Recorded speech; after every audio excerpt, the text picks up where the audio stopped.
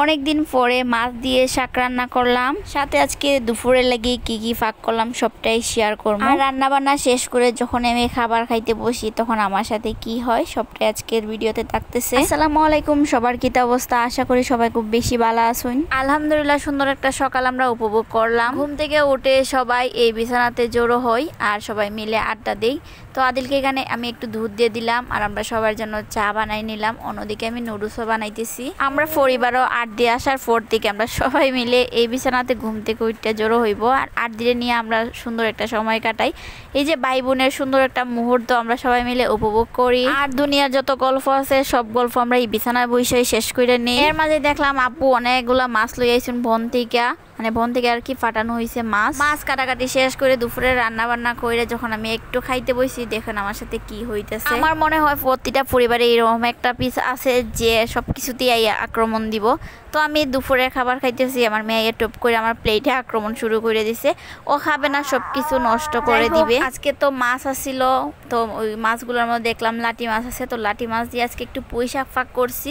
তো চলুন আজকে দেখাই আপনারা আমি দুপুরে লাই কি কি ফাঁক করলাম। এখন বাড়িতে নতুন পানির প্রতিদিনই ছোট মাছ লইয়া দেখি সবাই রাখে, তো আমিও একটু একটু রাখার চেষ্টা করি। অল্প একটু ফাঁক করলে দেখা যায় দুপুরে সবারই একটু একটু হয়ে যায়। তো দেখা যাবে যে প্রতিদিনই আমি ছোট মাছ ফাঁক করতেছি। আপনারা প্রতিটা ভিডিওতে এখন দেখবেন আমি একটু হলেও ছোট মাছ ফাঁক করতেছি। পরে এই মাছগুলো আর পাওয়া যেত না, এই কারণে আমি এই মাছগুলো মিস করি না, এখনই যা খাওয়ার খাইয়ে নিতেছি। আর বন থেকে যে মাছগুলো আনা হয়েছে এগুলোর মাঝে আমি কিছু মাছের মাথা আলাদা করছি টক দিয়ে রান্না করার লাগিয়ে। তো অন্যদিকে আমি প্রথমে মাছটা বসাই দিছিলাম, তো মাছটা হয়ে গেছে। এখন আমি অল্প একটু চাটনি পাতা দিয়ে দিলাম।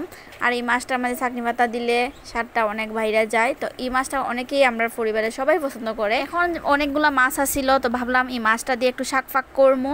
তো আমি গাছ থেকে কিছু পুঁই শাক ফাইরে নিলাম আর এখানে পেঁয়াজ কুচি, রসুন কুচি, কাঁচামরিচ দিয়া একটু হালকা বাইজা নিমো, তারপর শাকটা দিয়ে দিই। প্রথমে আমি শাকটা ভালো করে ধুইয়া পরিষ্কার করে নিয়েছিলাম, তারপর কুচি কইরা নিচ্ছি। আর এই যে মাছগুলো আমি পাইছিলাম সবগুলা মাছের সাথে। তো এখানে আমার শাকটা প্রায় হয়ে যেতেছে, তো আমি লবণ আর হলুদ দিতে ভুলে গেছিলাম। হঠাৎ করে মনে পড়লো আমি এগুলোই দিছি না, তো তাড়াতাড়ি করে আমি হলুদ আর লবণ দিয়ে দিলাম পরিমাণ অনুযায়ী। আর আমি মোটামুটি সব রান্নাই পারি, কিন্তু অনেকদিন রান্না না করার কারণে আমি যেহেতু রান্না করি না, অনেক রান্না ভুলে যাই কোন মশলাটা কখন দিতে হয় আর কি।